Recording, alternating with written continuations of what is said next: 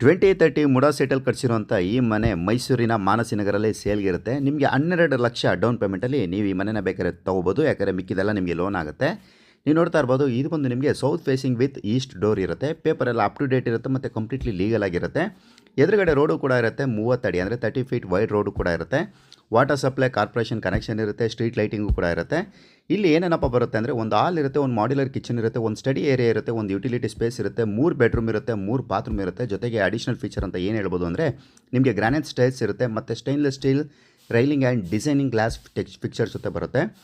ಒಂದು underground sump ಇರುತ್ತೆ, ಒಂದು ಓವರ್ ಹೆಡ್ ಟ್ಯಾಂಕ್ ಇರುತ್ತೆ, 200 ಲೀಟರ್ ಸೋಲಾರ್ ವಾಟರ್ ಹೀಟರು ಕೂಡ ಇರುತ್ತೆ, 3 ವಾರ್ಡ್ರೋಬ್ಸು ಕೂಡ ಇರುತ್ತೆ.